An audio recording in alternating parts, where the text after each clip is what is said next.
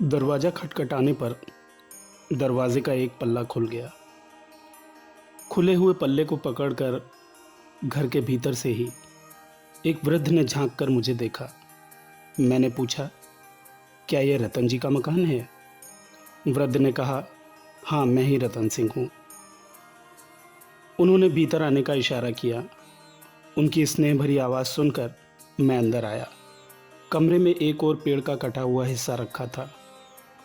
उसी को कुर्सी के आकार में काटा गया था। उसी पर रतन सिंह ने मुझे बैठने का इशारा किया।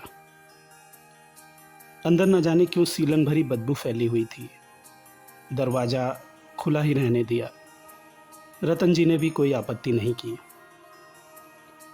अब मैंने अपना परिचय देते हुए संक्षेप में यात्रा का वृत्तांत उन्हें सुनाया। वृद्ध बड़ी ही तन्मयता से मेरी बात सुन रहे थे। उन्होंने कहा, बूढ़ा हो गया हूँ, ऊपर से बीमार भी हूँ, नहीं तो आपके साथ ज़रूर जाता। बहुत दिन बीत गए, इस घर के अंदर ही हूँ, कहीं भी नहीं जाता। बातचीत के बीच ही उन्होंने जता दिया कि उन्होंने 8 बार कैलाश यात्रा की है। कुप्पी में दीपक जल रहा था। हल्के उजाले में कुछ भी स्पष्ट दिखाई नहीं पड़ा। दीपक के हल्के प्रकाश में दिखाई पड़ा रतन जी का पोपला मुंह, फीकी आंखें, मानो स्थिर, अपलक, दाढ़ी से भरा चेहरा, माथे पर 5-6 सिलवटें और हिलते हुए सोने के 2 दांत। बहुत ही कमज़ोर, लंबा शरीर। उनका चेहरा देखकर मुझे बहुत ही अजीब लग रहा था। फिर भी सोचा, अब जो भी हो, किसी पहाड़ी की कंदरा में रहने से अच्छा है ये आश्रय। मैंने देखा कि अंदर 3-4 कमरे और भी हैं। बीच बीच में अंदर से किसी के काम करने की आवाज़ आ रही है। सोचा कि शायद खाने पीने का इंतज़ाम हो रहा होगा। वृद्ध मेरे पास बार बार आए। मैंने कहा, हड़बड़ाइएगा नहीं, कोई संकोच भी मत करिएगा। मेरे पास रोटियां हैं, एक आश्रय मिला है, यही पर्याप्त है। वृद्ध ने कहा, घर पर आए अतिथि के लिए भोजन की क्या व्यवस्था की जाए, यही सोच रहा हूँ। मेरी तो खाने में कोई रुचि है नहीं। वायुग्रस्त होने के कारण भोजन नहीं करता। देने के लिए कुछ है भी नहीं। उस झोले में घी रखा हुआ है, यदि हो सके तो आप घी के साथ अपनी रोटियां खा लीजिए। उसके बाद कमरे में रखी एक चौकी और रस्सियों की बनी खाट दिखाकर कहा, वो देखिए, आले में बिस्तर रखा है, शर्म संकोच मत कीजिएगा। आप अपनी इच्छा अनुसार व्यवस्था बना लीजिएगा। सेहत ठीक होती तो आपका सह्यात्री बनने में मुझे खुशी होती। आजकल घर से बाहर नहीं जाता, नहीं तो सुबह कुछ दूर तक आपको छोड़ आता। सविनय मैंने कहा, आप वृद्ध हो चले हैं, आपको कष्ट नहीं दूंगा। सिर्फ इतना बता दीजिए कि सुबह किस दिशा में टींकार जा सकता हूँ। जलधारा के किनारे 3-3 रास्ते बने हैं। वृद्ध ने कहा, सुबह आप कुंड के ऊपर से जाने वाला रास्ता पकड़िएगा। वृद्ध को हाथ जोड़कर नमस्कार करते हुए मैंने कहा, आपके आश्रय में हूँ। परिचय होकर धन्य हुआ।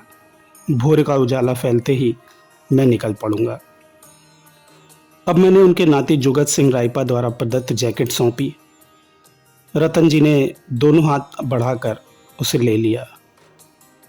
जो दवाइयाँ उन्होंने दी थी वो दवाइयाँ भी मैंने उन्हें सौंप दी और उन्हें कैसे लेना है वो तरीका भी बता दिया। वृद्ध धन्यवाद करते हुए अंदर कमरे में चले गए। मैं स्लीपिंग बैग खोलकर टाटपट्टी की खाट पर सोने गया। खाट पर बैठते ही कब की धुन लगी खाट और बहुत पुरानी पड़ चुकी टाट रस्सियों को तोड़ते हुए धड़ाम से सीधे नीचे आ गिरा। फिर तख्ते की बनी चौकी पर गया। देखा कि लगभग 1 सेंटीमीटर मोटी धूल की परत उस पर बिछी है। रात गहरा चुकी थी, साफ सफाई का समय नहीं था, इसलिए चौकी पर प्लास्टिक बिछाकर स्लीपिंग बैग में ही सो गया। मेरे सोने के बाद बूढ़े रतन सिंह कुछ एक बार सिर झुकाकर मुझे देख गए। रात में कई बार धड़ धड़ की आवाज़ आती रही। चूहों का उत्पात चल रहा होगा, सोचकर विशेष ध्यान नहीं दिया। दिन भर रास्ते पर चलने की थकावट रही, कब गहरी नींद में चला गया पता ही नहीं चला। सुबह उठकर देखा कि जैकेट और दवाइयाँ जमीन पर ही पड़े हैं। रात को खाट तोड़ देने के अपराध बोध से मैंने कुछ पैसे चौकी पर रख दिए। उसे जैकेट से दबाकर चुपचाप वहाँ से विदा ली। एक आध मील चलने के बाद एक नवीन सन्यासी के दर्शन हुए। साधक मेरे पूर्व की ओर चल रहे थे। चलते चलते ही उन्होंने पूछा कि क्या आप मानस यात्री हैं? मैंने कहा हाँ। उन्होंने कहा तो आइए, आज वेदानी मठ में विश्राम होगा। पूछा वेदानी मठ कितनी दूर है? उन्होंने कहा और 10-12 किलोमीटर होगा। मैं हूँ आपके साथ, उचित समय पर आपको वहाँ पहुँचा दूँगा। चलने के दौरान जब उसका परिचय जानना चाहा तो उन्होंने कहा कि मैं नैमिषारण्य वासी स्वामी राघवानंद हूँ। मैं आग्रही होकर उनके साथ चलने का प्रयास कर रहा था, किंतु नज़दीक आने पर वे तुरंत आगे बढ़ जाते। किसी भी तरह से वे मेरे नज़दीक नहीं चल रहे थे, दूरी बनाकर चल रहे थे। मैं सोचने लगा कैसी कैसी मानसिकता के लोग होते हैं, दूरी बनाकर चलना चाहते हैं तो चलें। ये उनकी व्यक्तिगत अभिरुचि है।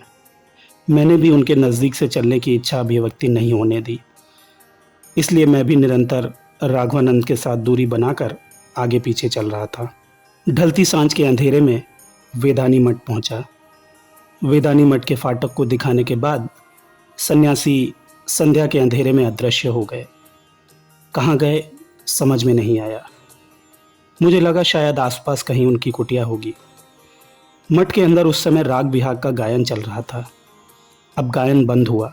फाटक के नज़दीक आते ही रुदन सुनकर मैंने सोचा ये क्या रहस्य है। मठ के द्वार पर खड़े होकर मठ के अंदरूनी हिस्से में देखा। प्रांगण के मध्य में एक मंदिर। संपूर्ण मठ ऊंचे प्राचीर से घिरा हुआ था। प्राचीर से जुड़े हुए अनेक छोटी छोटी वेदियां, यही मुख्य प्रवेश द्वार था। दरवाजे को पार कर मंदिर के प्रांगण में पहुंचा। वेदिका पर बैठी हुई एक कन्या तब भी विलाप कर रही थी। मुझे देखकर उस कन्या का रुदन बंद हुआ। उसने कहा आइए माँ के मंदिर के बरामदे में बैठते हैं। बरामदे में बैठकर माँ की चरण वंदना की। माँ छिन्नमस्ता की मूर्ति और माँ के कटे हुए मुंड की रक्तधार बाजू में स्थित 2 प्रेतनियों के मुंह में जा रही थी। बेहद डरावनी प्रतिमा। मैंने पूछा यहाँ और कौन कौन है? तरुणी ने जवाब दिया माँ छिन्नमस्ता और मैं। मैंने पूछा इस सुनसान वन प्रदेश में तुम अकेली? कौन है इस मठ का मालिक? कन्या बोली महाराज सब बता रही हूँ। माँ मठ की अधिष्ठात्री हैं, माँ ही मालिक हैं और मैं एक जीवित अभिशप्त होकर कई साल से मैं यहाँ फंसी हुई हूँ। कन्या ने बताना शुरू किया। उन दिनों शाह आलम बादशाह था। बंगाल में कंपनी का शासन था। रोहिलखंड के एक राजा की एकमात्र कन्या मैं राजकुमारी मालती। पिताजी की इच्छा थी कि मेरा विवाह करके जमाई को राज्य का भार सौंप देंगे। मेरा विवाह संपन्न हुआ। मैं बारातियों के साथ ससुराल जा रही थी। बीच जंगल में हम दुर्भाग्यवश डकैतों के हाथ लग गए। जंगल में दस्यु दलों के साथ हुई मुठभेड़ में रोहिलखंड के भावी उत्तराधिकारी मेरे पति बुरी तरह से घायल होकर वहीं मारे गए। मैं वहां से जैसे तैसे प्राण बचाकर भागी। इसके बाद रूप बदलकर नैमिषारण्य के गोमती तट पर एक मंदिर बनाया। वहां अपनी माँ की माँ यानी नानी माँ को लेकर वैधव्य जीवन बिताते हुए पूजा अर्चना में आत्मलीन हुई। नानी माँ के परामर्श पर एक नवीन सन्यासी राघवानंद जी के पास मैंने दीक्षा प्राप्त की। कन्या की बातें सुन मैं बहुत ही आश्चर्यचकित था। सोचा ये पागल लड़की क्या बके जा रही है। शाह आलम बादशाह, कंपनी शासन, अवध का नवाब, रोहिलखंड की राजकुमारी, इन सब का क्या सामंजस्य है? कुछ भी मेल नहीं खाता। लड़की तो 15-16 वर्ष की तरुणी है। खैर मैंने सोचा चलो देखते हैं इसकी कहानी कहाँ तक जाती है। मैंने कहा तो आगे बताओ, उसके बाद क्या हुआ? वह बोली, स्वामी राघवानंद जी की कुटिया में बहुत ही शांति का एहसास होता था। नानी माँ को छोड़कर गुरु जी की साधना कुटिया में ही अधिक से अधिक समय बिताने लगी। गुरु जी अति संयमी, स्नेह, प्रेम, करुणा से मुझे आप्लावित करते। उनके अमृत स्नेह के वर्षण से मैं मुक्त थी। गुरु जी का प्रगाढ़ प्रेम और करुणा धीरे धीरे गहन प्रेम में परिवर्तित हो गया। मैं नासमझ किशोरी, उम्र के दोष के कारण मैं गुरु जी को कामना की दृष्टि से देखने लगी। एक दिन अज्ञात आकर्षण से सम्मोहित होकर काम वासना तथा तृष्णा से गुरु जी को अपनी बाहों में भर लिया। गुरु जी भी उम्र में तरुण थे। उस पर ब्रह्मचर्य साधना के कारण दीप्त तेज। मेरे मनोभावों को समझने में उन्हें ज़रा भी देर न लगी। सन्यासी जीवन में संयम भ्रष्ट होने की आशंका से बलपूर्वक उन्होंने मुझे अपनी बाहों से छुड़ाया और रात के अंधेरे में ही तेज गति से बाहर चले गए और दोबारा लौट कर नहीं आए। बहुत दिनों तक खबर लेने के बाद पता चला कि उन्होंने काली नदी के तट से चलते हुए कैलाश यात्रा की। उनकी खोज में दर दर भटकते हुए आखिरकार मैंने कपालिक के इस गुप्त मठ में आश्रय पाया। मठ के कपालिक मेरा अत्यधिक आदर करते थे। मैं उनके कपट स्नेह को समझ नहीं पाई। यहाँ माँ की पूजा के लिए फल फूल तोड़ती, माँ को भोग लगाने के लिए प्रसाद बनाती। नैमिषारण्य लौटने पर पूर्व स्मृति और अधिक पीड़ादायक न हो जाए, यह सोचकर कपालिक बाबा के आश्रय में रहने का विचार कर मन स्थिर करने का प्रयास कर रही थी। मालती ने आगे बताया कि मठ के पास ही एक सरोवर था। मैं सरोवर पर स्नान के लिए जाती थी और वहीं से वन फूल ले आती माँ की आराधना के लिए। एक दिन सरोवर पर एक युवक को स्नान करके बाहर आते देखा। मैं उस पर मोहित हो गई। समय बीतने के साथ ही मेरी उससे मुलाकात होने लगी। वह कभी कभी मठ भी आ जाता दर्शन के लिए। एक दिन वो मुझसे मिलने के लिए आया। उसने मुझसे पास ही शिला पर चलने के लिए कहा। हम कुछ कदम ही चले थे कि अघोरी बाबा ने हम दोनों को अलग किया और मुझे बलपूर्वक घसीटते हुए ले आए और मुझे मठ के एक कमरे में बंद कर दिया। उस दिन अमावस की रात थी। इतना बताकर मालती शांत हो गई। मालती की बातों से मेरा कौतूहल और बढ़ गया। मैंने पूछा, आगे बताओ फिर क्या हुआ? वह बोली, आपके द्वारा ही मेरा कार्य पूर्ण होगा। ये जानकर ही मेरे गुरु राघवानंद जी आपको इस मठ तक पहुंचा कर गए। प्रायः 300 वर्ष गुजरने को हैं। मैं यहाँ पर फंसी हूँ।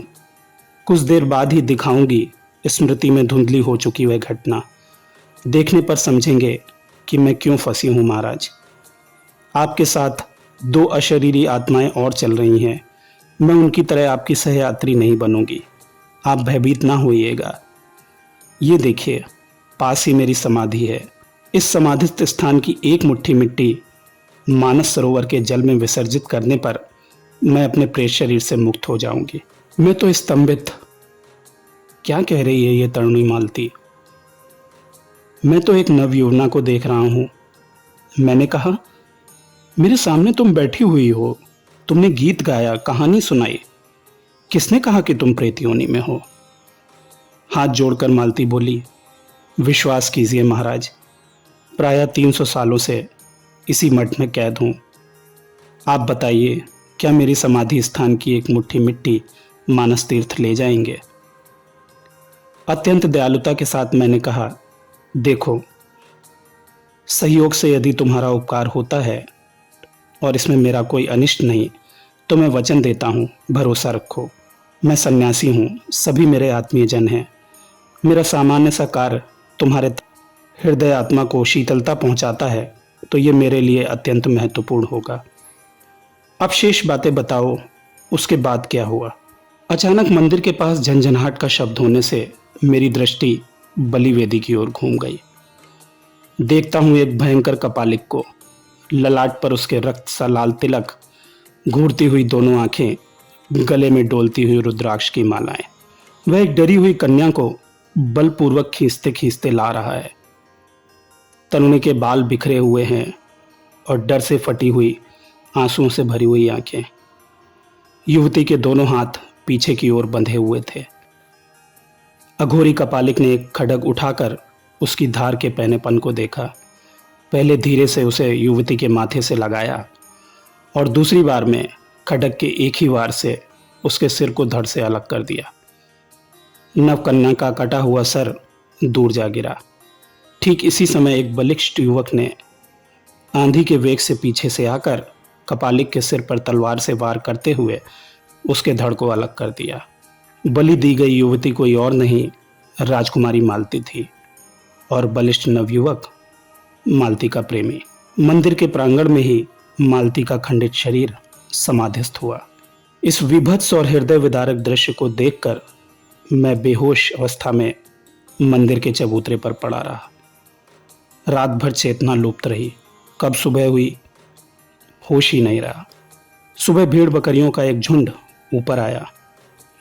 2 भेड़ पालकों ने मुझे बेहोश अवस्था में पड़ा देखकर मेरे चेहरे पर पानी के छींटे मारे।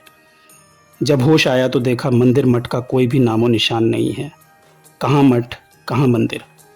देखता हूँ पुराने से एक ध्वंस स्तूप के ऊपर पड़ा हूँ। दोनों भेड़ पालक कहते हैं, यहाँ आप कैसे पहुंचे महाराज? सभी जानते हैं कि इस भग्न स्तूप पर तरह तरह की प्रेतात्माओं का उत्पात होता है। आप रात भर यहीं थे क्या? मैंने कहा, मुझे टिंकार पास जाना है। परसों रात को छिरू बस्ती में रतन सिंह कटियाल के घर पर रुका। उनके ही बताए मार्ग पर चलने के दौरान मिले एक तरुण सन्यासी मुझे यहाँ छोड़ गए। यहाँ मैं महाविपत्ति में पड़ गया। वे दोनों बोले, छिरू बस्ती के रतन सिंह? उसके मकान में तो कोई भी नहीं रहता। 2 वर्षों से घर बंद है। बूढ़ा बुढ़िया दोनों ही 5-6 महीने के अंतराल पर मर चुके हैं। उसके मकान के स्वामित्व पर विवाद चल रहा है। जगरू नाम का एक ग्रामीण जबरन उस मकान में रहने चला गया था। एक रात भी वहां टिक नहीं पाया। आधी रात को ही उसे वहां से भागना पड़ा। रतन जी का मकान अब भूतहा हो चुका है। भूत प्रेत के उत्पात के कारण घर के आसपास कोई दिन के उजाले में भी नहीं जाने का साहस करता। मैं उनकी बात का जवाब दिए बिना सोच रहा था, ये भेड़ पालक भी तो कोई प्रेतात्मा नहीं। जिस ओर नजर पड़ रही है, बीती हुई रात का आतंक और प्रेत लीला ही देखने को मिल रही है। मन ही मन सोच रहा था, छिन्नमस्ता का मंदिर था। कपालिक मठ के विशाल प्रांगण में इतने बड़े साधना गृह आखिर कहाँ गए? दोनों भेड़ पालक बोले, हम लोग सुनते चले आ रहे हैं, यह आज की बात नहीं है। अनेक वर्षों पूर्व यहाँ तांत्रिक समाज का एक प्रसिद्ध मठ था। मठ का विनाश हुए 200-300 वर्ष बीत चुके हैं। कहते हैं यहाँ अघोरी तांत्रिक समाज का अखाड़ा था। तब मुझे समझ में आया, जो नवीन सन्यासी मुझे रास्ता दिखाते हुए वेदानी मठ में लेकर आए थे, वह दरअसल अशरीरी राघवानंद का वासना शरीर था। वे अपनी शिष्या की मुक्ति के उद्देश्य से मुझे यहाँ लाए थे। मैंने मालती को वचन दिया था, इसलिए उसकी समाधि स्थली से टी लेकर कपड़े में बांध ली। भेड़ पालकों से टीकार पास पहुंचने का रास्ता पूछकर आगे बढ़ चला। सुबह लगभग 8 बजे भूतहा वेदानी मठ से चलना शुरू किया। बीच में कहीं नहीं रुका। सोचा जितनी जल्दी हो सके इस भूतहा इलाके से दूर जाना होगा।